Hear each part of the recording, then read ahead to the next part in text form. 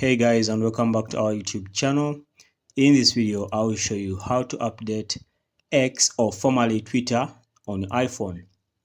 So for my case, I think I'll use the Chrome browser instead of the Safaricom browser. So quickly I'll open up my Chrome browser.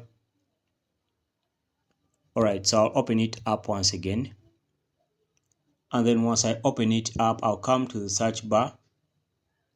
So once I come to the search bar, I'll search for download X from up2down.com.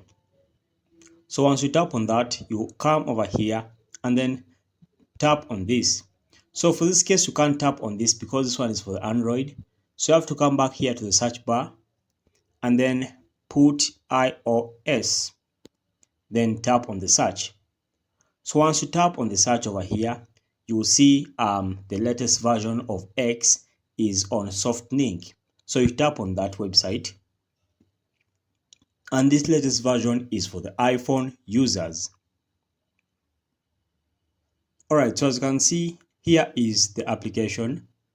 So to download the free APK, just come and tap on free APK download over here, and then you'll be getting the latest version. Or if you don't want, you can tap over here and then choose the version that you want to download. And that's how simple it is.